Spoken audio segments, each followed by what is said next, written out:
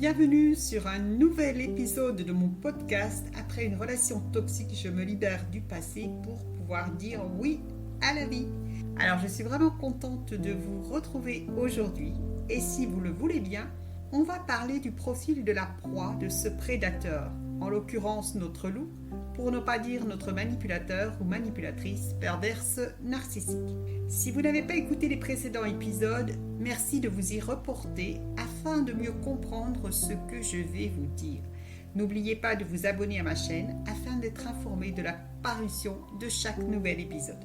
Alors, voyons voir un petit peu plus en détail qui est cette proie, c'est-à-dire cette personne qui va être confrontée à ce loup, à cette louve manipulateur, manipulatrice, perverse, narcissique. Il y a des approches qui disent qu'il n'y a pas de profil type.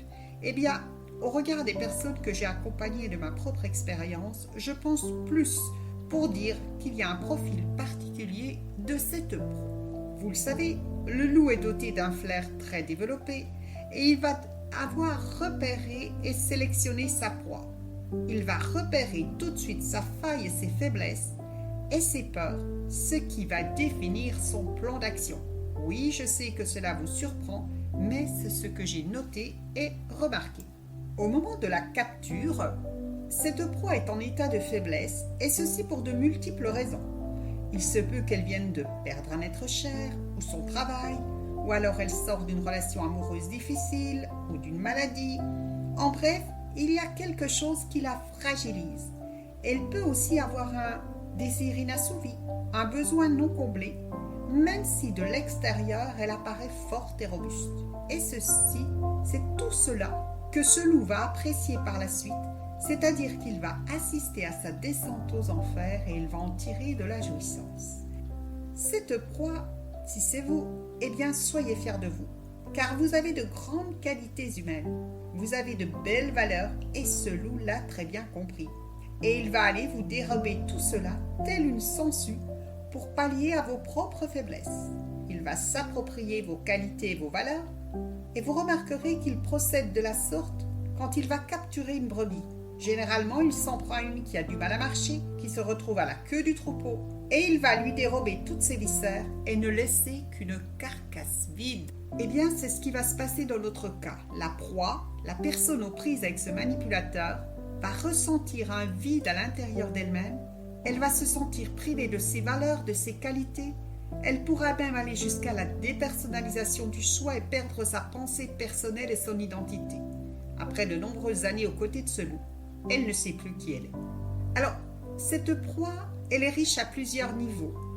Peut-être même au niveau financier, matériel, elle possède des biens. Riche au niveau émotionnel, car elle a déjà vécu pas mal d'expériences.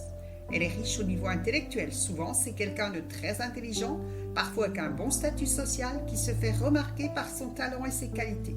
Souvent aussi, elle appartient à un réseau. Et ce loup l'a très bien compris, et il va tirer des bénéfices et des avantages de ce réseau.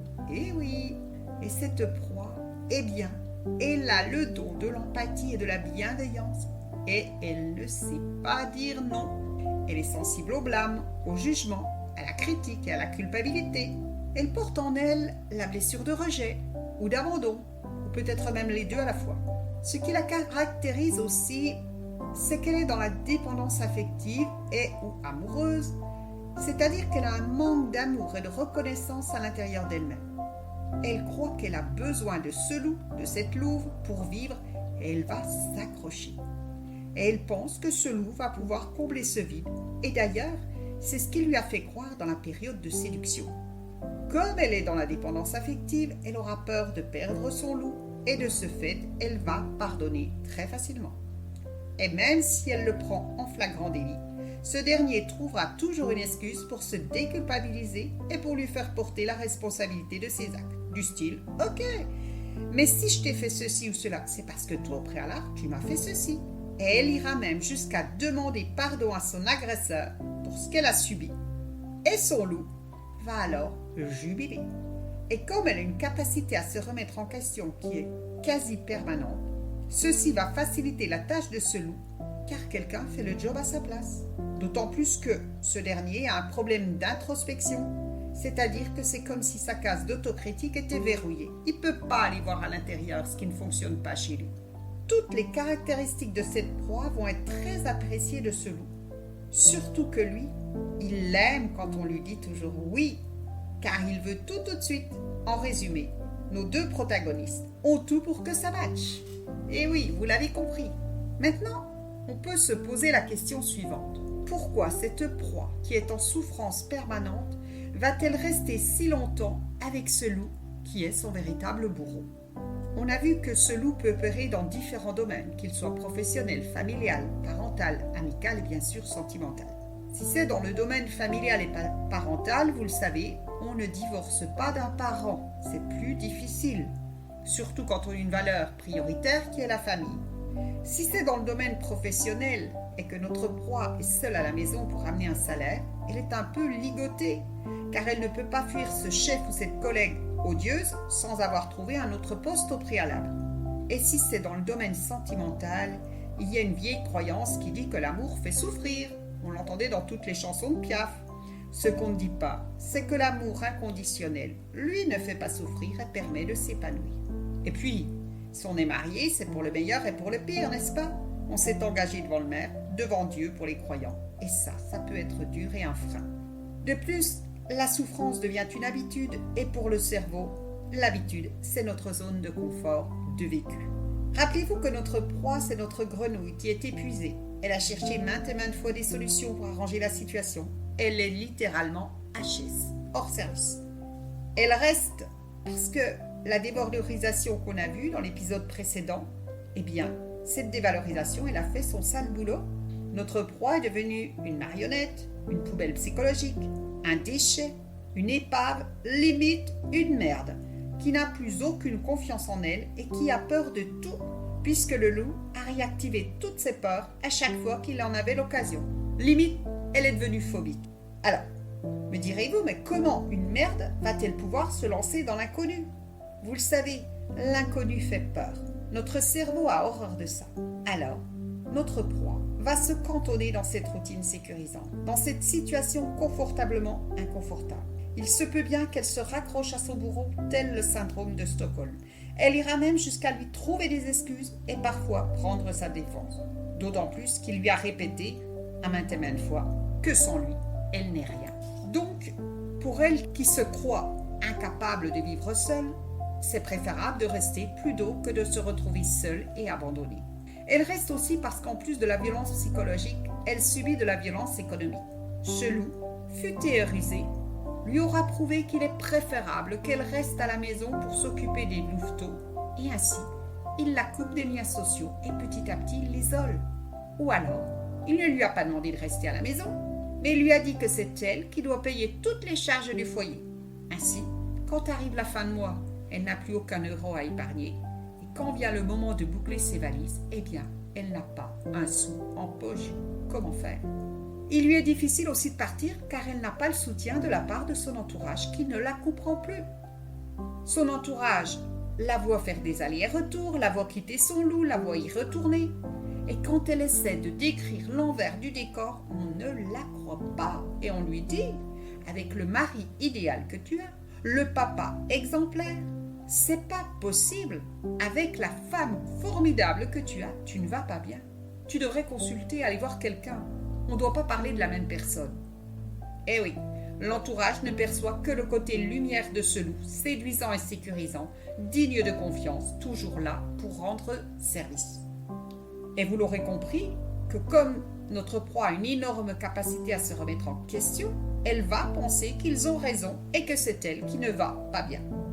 N'oublions pas que si elle reste aussi, c'est parce qu'elle est en mode déprime. Elle tourne constamment en boucle dans son cerveau limbique. Je fais référence ici à David Lefrançois, docteur en neurosciences, qui explique cela très bien. C'est-à-dire qu'on tourne en boucle entre l'hippocampe et l'amygdale, c'est-à-dire entre les souvenirs et les émotions, et nous n'avons plus ou très peu de liaison avec le cortex préfrontal qui permet la prise de recul, la prise de distance et la possibilité de prendre une décision. Comme elle est en mode déprime et qu'elle tourne en boucle, pour elle, il n'y a plus d'issue possible. Elle reste aussi longtemps parce qu'elle subit des douches écossaises à répétition. Son loup fait la pluie et le beau temps. il souffle le chaud et le froid en permanence. Et quand elle va vouloir partir, il est capable de lui apparaître avec la larme à l'œil et il va tout faire pour aller lui décrocher la lune et se la réapproprier. Ce loup qui préfère souvent garder son argent pour lui n'hésitera pas un instant à lui offrir un voyage à l'autre bout du monde et à satisfaire ses désirs et ses besoins et à combler toutes ses attentes. La proie qui soudain se retrouve devant ce bel agneau qui est à son service, à son écoute, se dit qu'elle est en présence d'un être formidable, sensationnel et que les autres ont raison. C'est elle qui ne va pas bien. Elle va se remettre en question pour une énième fois. Ce qu'elle ne sait pas à ce moment-là, c'est que son loup est simplement en train de l'anesthésier une nouvelle fois pour qu'elle ne trouve plus aucune raison de le quitter. Et n'oublions pas de rappeler que notre proie est dans la dépendance amoureuse, affective et qu'elle est persuadée à 100% que ce loup va lui apporter cette dose d'amour et c'est ainsi qu'elle reprend son shoot. Il se peut aussi que notre proie ait été un enfant symptôme. Jean-Charles Bouchoux, dans son livre Les pervers narcissiques, l'illustre très bien. Il dit qu'un enfant symptôme est un enfant souffre-douleur, un enfant sur lequel on a toujours rejeté la faute depuis sa naissance, depuis son enfance. Vous savez, c'est le vilain petit canard, c'est la petite Cendrillon. Ces enfants-là ne connaissent pas d'autre traitement de faveur que de la souffrance. Pour eux, c'est tout à fait normal de vivre dans de telles conditions. Ils ne méritent pas mieux. Ils ont l'habitude d'avoir été mis à l'écart, dévalorisés, culpabilisés, et peut-être même qu'ils en obtiennent des bénéfices secondaires. C'est-à-dire qu'ils vont obtenir des avantages à rester dans cet état de victime. Peut-être aussi qu'ils sont en train de s'auto-punir pour quelque chose dont ils se croient coupables ou qu'on a bien voulu leur faire croire. Et puis, pour le cerveau de l'enfant symptôme, c'est du connu, c'est du vécu. C'est-à-dire que c'est sa zone de confort. Et le cerveau va tout faire pour préserver l'identité.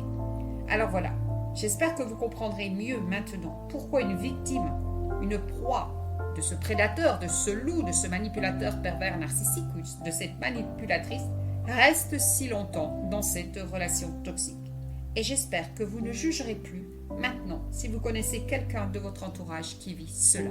Parce que c'est vraiment une épreuve douloureuse et quand on n'a pas été aux prises avec ce genre d'individu, on a du mal à comprendre parce qu'on peut se dire que notre proie, qui ne sait pas encore qu'elle est victime, eh bien, elle est en train de se faire un scénario, elle est en train de se faire un film. D'accord ? Alors, dans le prochain épisode, on verra comment cette proie va pouvoir se désintoxiquer pas à pas. Alors, je vous remercie pour votre écoute. Je vous souhaite une excellente journée. N'hésitez pas à vous inscrire, à vous abonner à mon podcast. N'hésitez pas à le partager si vous pensez qu'il peut aider quelqu'un de votre entourage. Et au plaisir de vous retrouver sur un prochain épisode. À bientôt. Merci. Ciao, bye bye.